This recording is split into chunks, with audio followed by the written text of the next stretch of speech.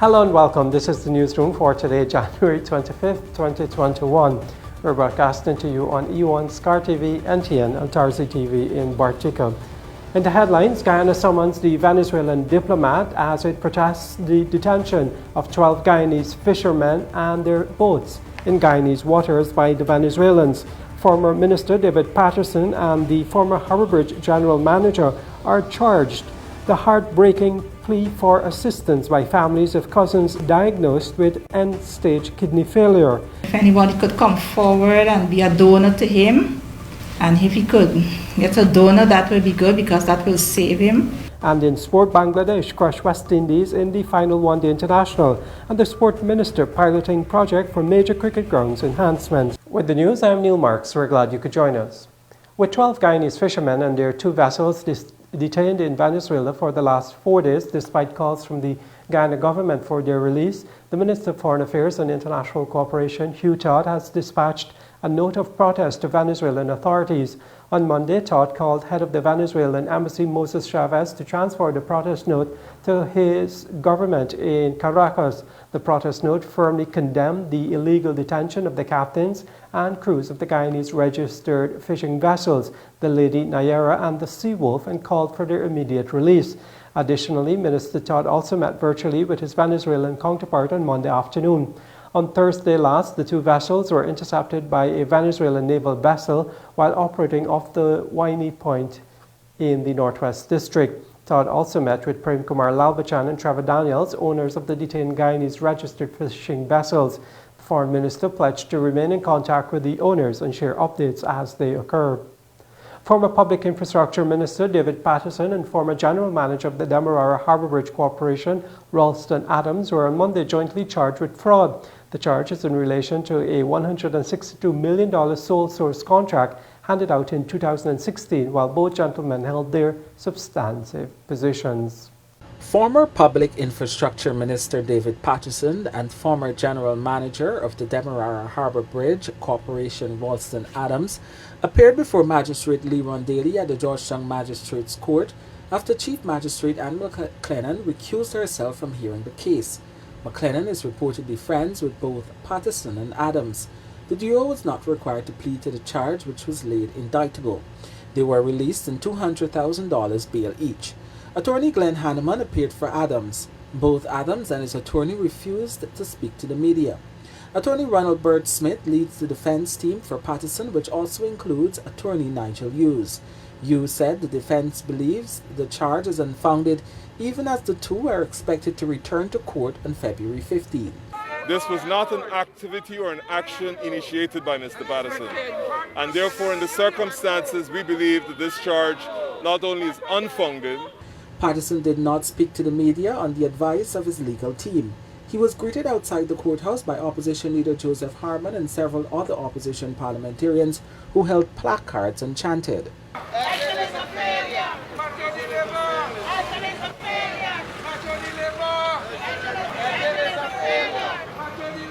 It is alleged that between November 18, 2016 and February 1, 2018, they conspired together with each other and persons unknown to defraud the Demerara Harbour Bridge Corporation of $162.6 million. The Special Organized Crime Unit, SOCU, had been investigating the matter. Patterson is being made to answer for his decision not to retender the contract for the feasibility study and design of the new crossing after a previous procurement process was annulled.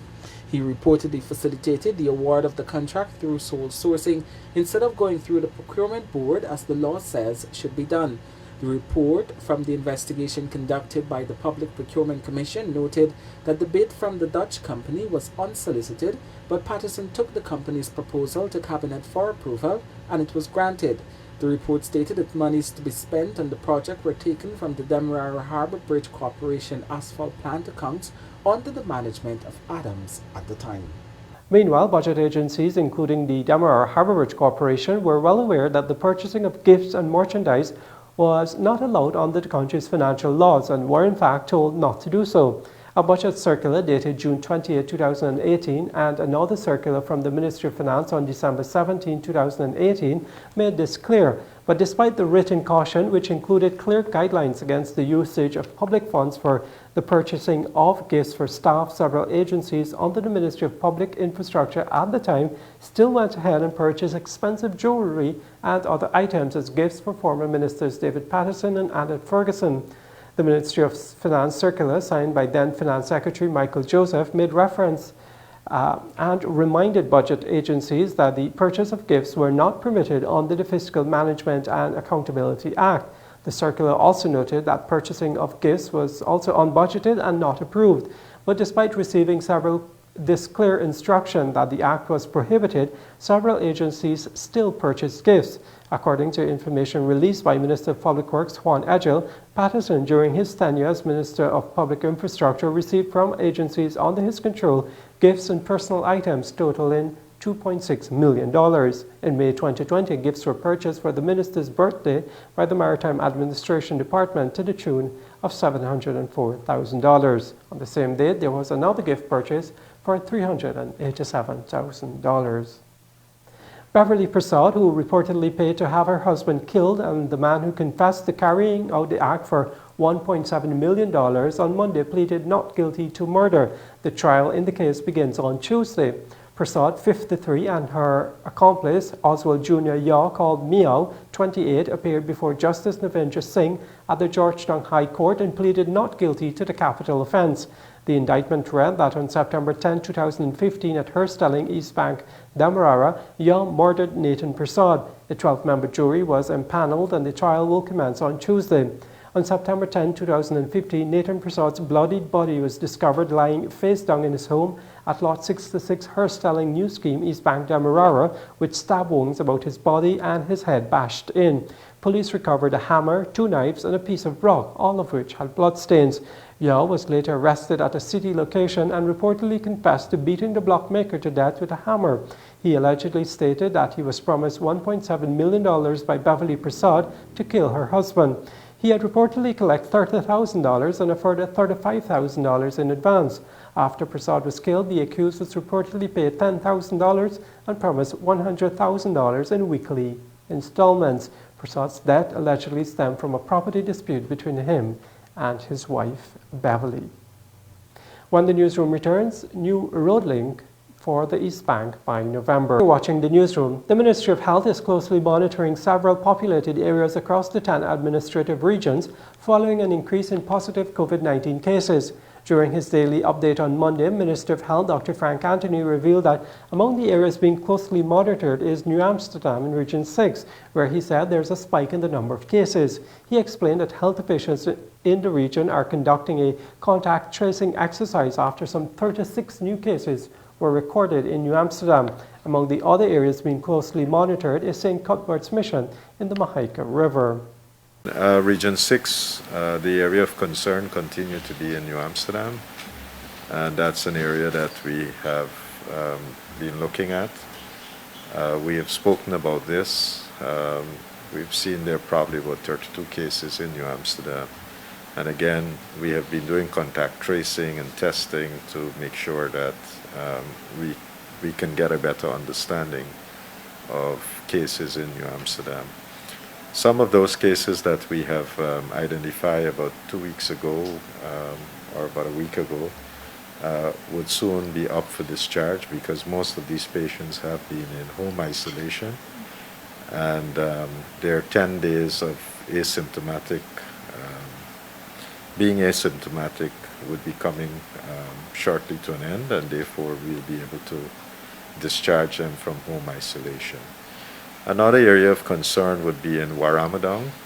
We've had a team that went in there and they did some testing within the community, and we found a number of persons who were positive. So we have been working with the community leaders and the persons in the village to get that under control as well. So we probably have about 33 cases there right now.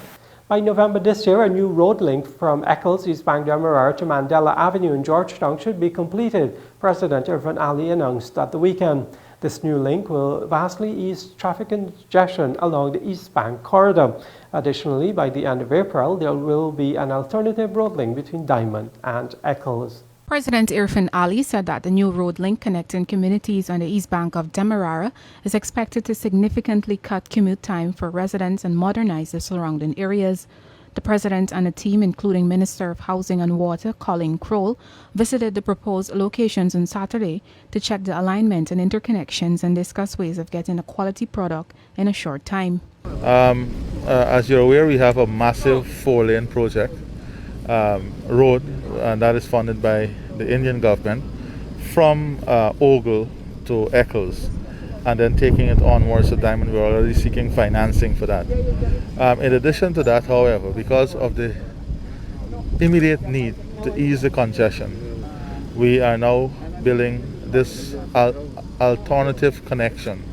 The first phase of the Eccles Diamond Bypass 4-lane road should be completed by April, while the second phase from Eccles to Mandela Avenue should be finished by November. The alternative link was first announced in 2015 by former President Donald Ramotar. It has been done in conjunction with a bypass road from the East Bank to Ogle on the East Coast. President Ali charged his team to expedite the process while ensuring quality of the product, since he said that traffic is a burden to commuters.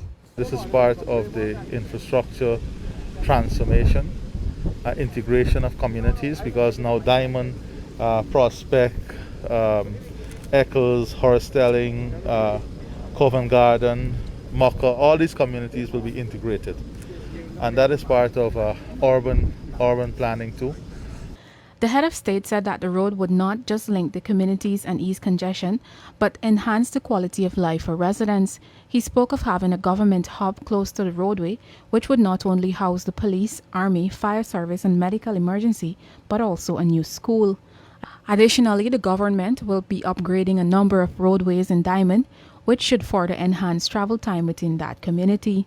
The president also proposed having a modernized system to police the road, which include the building of police towers and a Wi-Fi system connected to cameras which would automatically ticket drivers. Reporting for the newsroom, I am Isanella Patbo.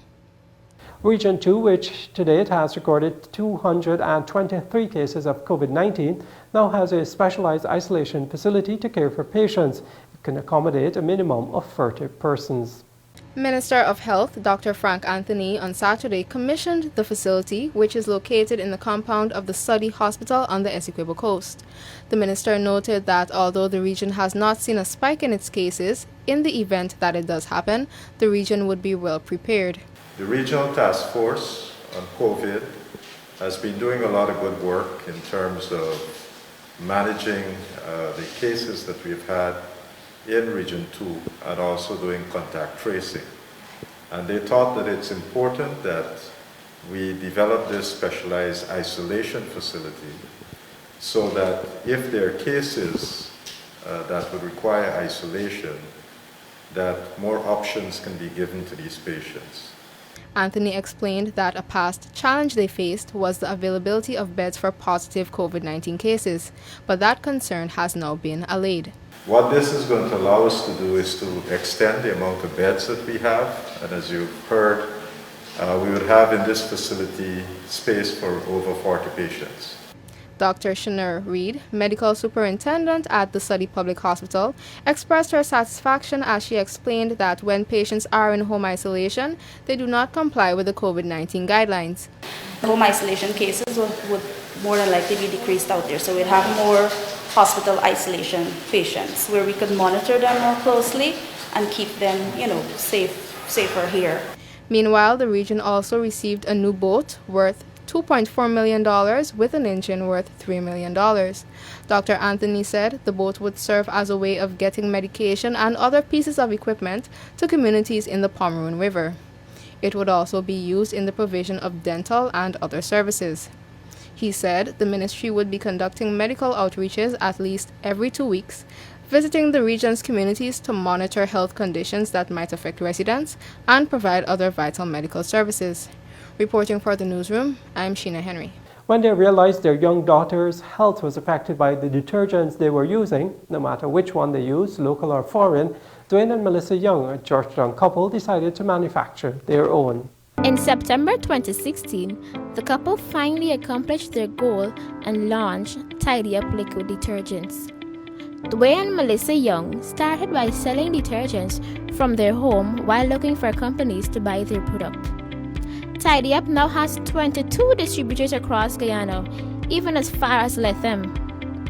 Being a locally manufactured washing detergents company, they provide a line of liquid washing and cleaning detergents. We have our laundry detergent, fabric softener, dishwashing liquid, antibacterial hand soap, multi-purpose cleaner, our car wash, degreaser, and disinfectant. Those are our 8 frontline items. Ms. Lorraine Baptiste, the sales and marketing manager, added that along with the 8 detergents, they now have an additional item, which is the hand sanitizer. With the onset of the COVID-19 pandemic, businesses being forced to close their doors, Ms. Baptiste said that their business remained constant throughout. In fact, the pandemic has boosted their sales. During the pandemic, I would say that it has helped us to grow because of the products that we provide to the country or the persons. We were able to expand because of our disinfectant, multi-purpose cleaner, antibacterial hand soap, as well as our alcohol-based hand sanitizer. So because of the need for such items at this time, our reach has expanded greatly. In the range of products the company offers, sales in various areas of the country have depended on particular economic activities. I think different areas you find a greater demand for certain items. So in Bartica and Essequibo, because of the Bartica, especially going into the mining area, persons use a lot of the degreaser, to wash the engines down and so on. So every area would have its own demand for a particular item. With its consistent markets and 9 products, Tidy Up liquid detergents looks to continue as a thriving local business. With the Newsroom, I am Danica Paul. Cousins Rahim Francois, 23, and Rickwan Robertson, 18, are both battling with end-stage renal failure or kidney failure. The cousins are now dependent on weekly dialysis treatment for survival as they await kidney transplants. However, the road to finding a compatible donor has been a long one. During an interview with the Newsroom on Monday, Francois' mother, Bernadette Francois, explained that because more than one relative is suffering from the disease, no family member can be a donor. As such, the cousins are hopeful that the legal framework for cadaveric or brain-dead organ donor transplants will materialize soon. This may be the only option to save their lives, as well as many others with no donors. Prior to August 2020, 23-year-old Rahim Francois was living a normal life. He was working as an operations officer at Air Services Limited. This all changed drastically for the Ituni-born young man after he was diagnosed with end-stage kidney failure.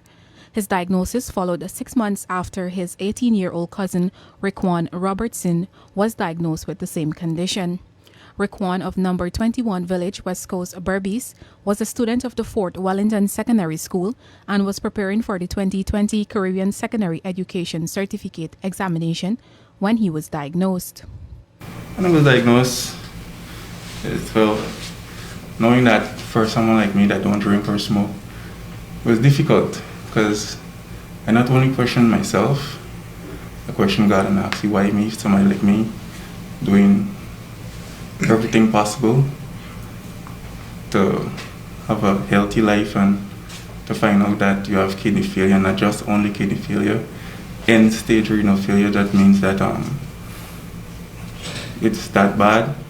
Well, when I first find out that I had the kidney failure, I didn't believe it, but because I never know that it would happen to me, because I used to watch like TV and stuff and say this stuff can't happen to me. So when it happened to me, then after a while on dialysis, like half of the year on dialysis, then I started believing that I really had end-stage kidney failure. Both Rahim and Rikwan have to undergo dialysis 3 times per week at a cost of $12,000 per session at the 5G Dialysis Center in South Rhymeville, Georgetown. The treatment has taken a toll on the boys' families. Dialysis is a means of survival, yes, but it's also damaging to our bodies, meaning it damages our bones, brain, eyesight, everything. So it's just something to keep you going for a while, but transplant is basically the goal. The newsroom also spoke with Rikwan's mother, Tracy Archibald, a housewife, and Rahim's mother, Bernadette Francois, a janitor. He used to have some vomiting and weakness and so on, so I decided to take him to the doctor to do some checkup. There's when we discovered that he has kidney failure. Before the doctors diagnosed him with kidney failure, he just used to complain of his tiredness. Sometimes he's a bit dizzy, and that was it. Both mothers initially wanted to be donors to the boys, but as a result of more than one family member being diagnosed with kidney failure, this is not possible. The mothers explained that they then sought out other donors, but they were either not a match or opted out. Unfortunately, I was to be his donor, but during doing certain tests with the pressure, so they said that my pressure is always high and so on. So we had another donor, which he didn't, at the end of it, he just pulled out. I just asking the public in terms of assisting in a donor, if anybody could come forward and be a donor to him, and if he could get a donor, that would be good, because that will save him for a couple more years, and at least he could be able to go about and do things like normal, like before. Well, the doctors, I was there asking, but if I could be in a donor also for him. But Dr. Kishore says no, he don't want anyone from the family, seeing that there's more than one in the family being diagnosed with kidney failure. He don't want anyone from the family. Meanwhile, the Georgetown Public Hospital Corporation continues to fight for the necessary legislation to save lives and help resolve the burden of kidney failure in Guyana. This can be done through cadaveric transplants, where organs are harvested from brain-dead patients and donated to others. The public hospital has the capability and equipment for this operation, but there is no legislation to govern it. However, there is now some hope for kidney failure patients. The Human Organ Transplant Bill is expected to be presented in Parliament on or before May 2021. The Ghana Medical Council, along with the head of the Department for Multi-Organ Transplant and Vascular Access Surgery, Dr. Kishore Prasad, and his team from the Georgetown Hospital, earlier this month met with the Minister of Legal Affairs and Attorney General, Anil Nandlal. The meeting dealt with enacting legislation to govern human tissue transplant to the body of another living person and ethical issues relating to this operation. I think it would be a good thing, because it's not only benefiting us. In the long run, it would benefit most persons who do not have a donor. And just like us, most persons would need 2 transplants in their lifetime. And finding one donor is hard enough, much less to find someone in the next 15 years when you would need another transplant to carry on. In the meantime, the boys' health condition has taken a toll on both families financially, and in order to keep up with the cost for treatment and other expenses, they are requesting your assistance. Persons willing to contribute to helping the families can contact 592-608-0482, 592-651-4404, or 592-671-3358.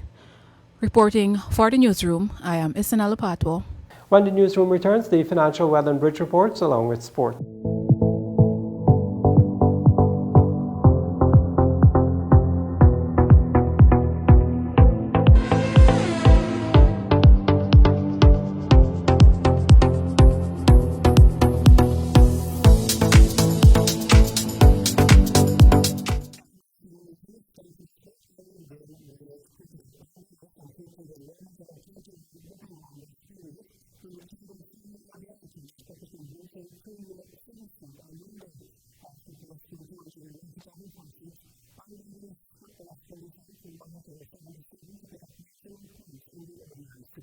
We tell you now that the Sport Minister Charles Ramson Jr. has revealed they are in the research phase of a pilot project which is aimed at developing all-weather facilities at cricket grounds in the country.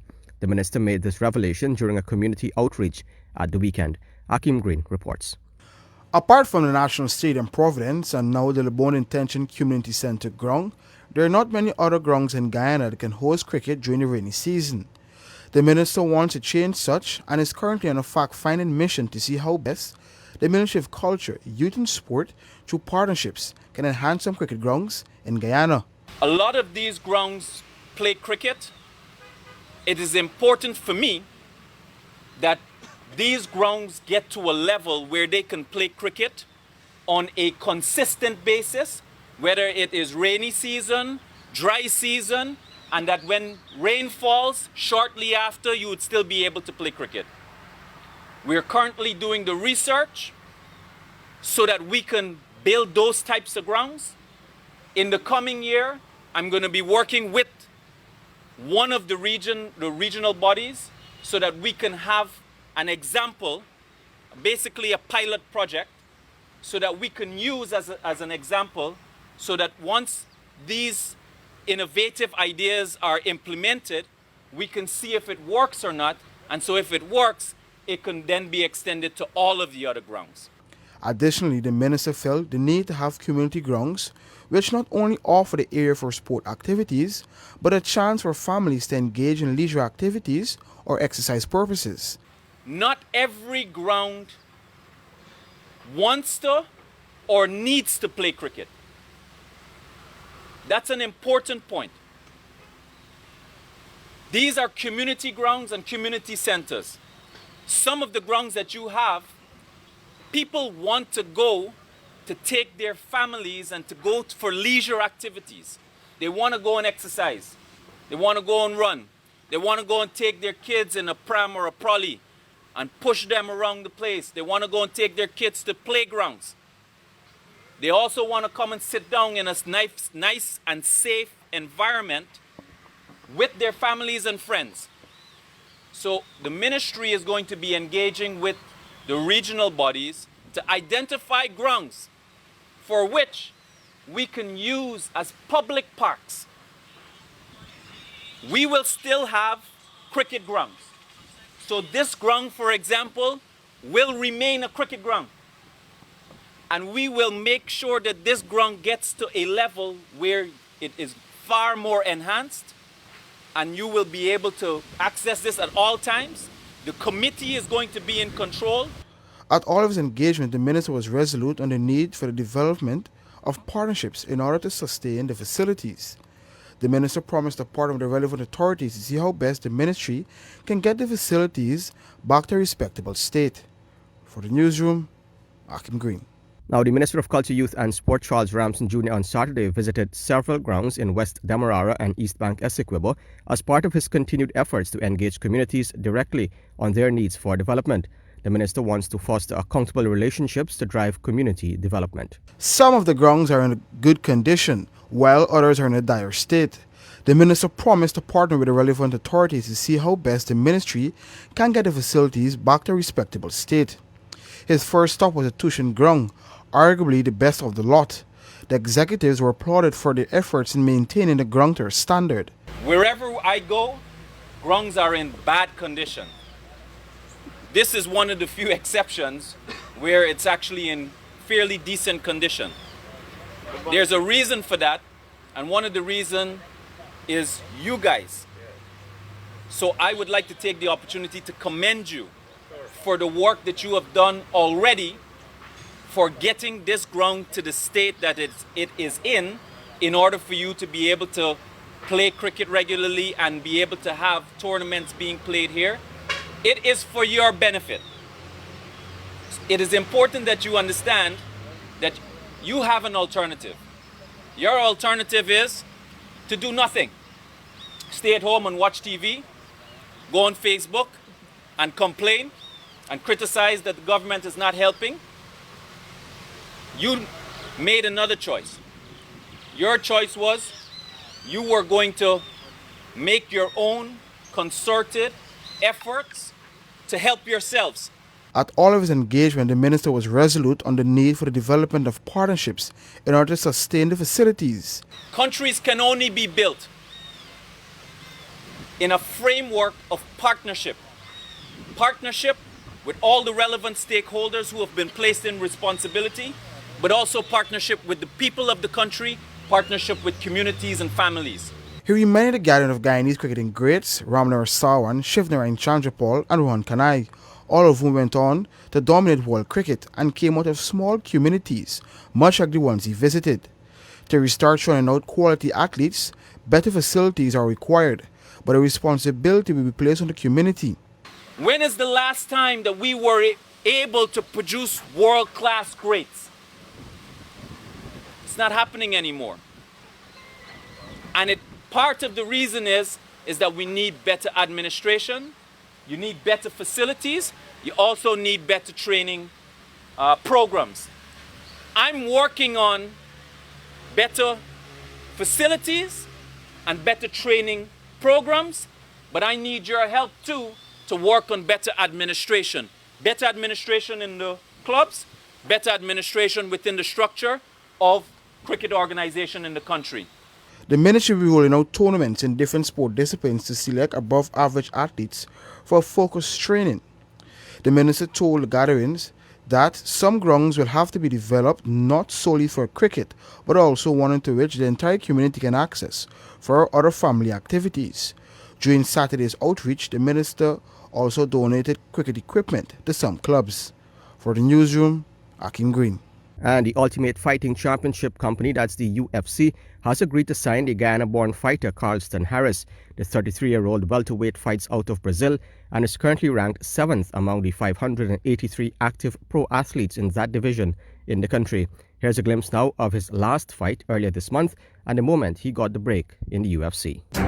It was this one fighter who happened to be one of Khabib's teammates, is Akhmaev, and he's 17-1. So he was probably the talent that Dana had his eye on the most. But this is a lesson for you. It doesn't matter if you are the one they're looking at. If you can get an opportunity to get looked at, you need to take full advantage of it. This guy, his opponent, a little bit older, 33 years old, Carlston Harris. Wow. Wow, did he show up?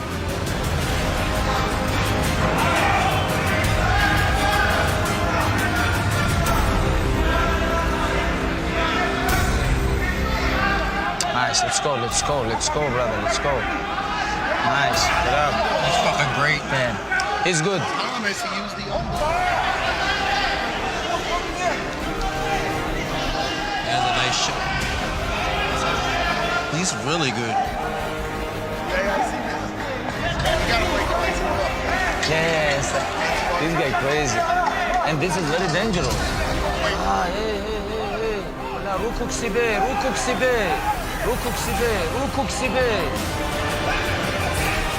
This might be it. Oh, he got him.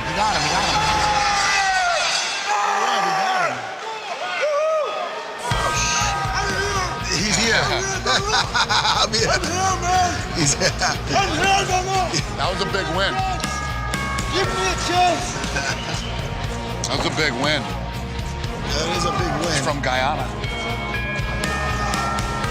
That puts him at 15-4.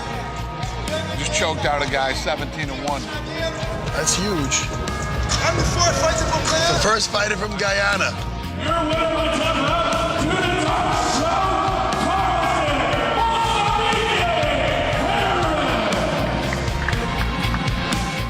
I'm gonna go get positioned in the room where I'm gonna do this thing. Well, nice to see you, brother. Good to see you, Thank you, brother. Good to see you. Well, hey, there he is. What's up, brother? Nice to meet you. Nice to meet you too. I was waiting a lifetime for this opportunity, so I see you personally. I say I have to put on a show for the best. I leave Guyana and going for a better life, seek a better life in Brazil, and I start MMA.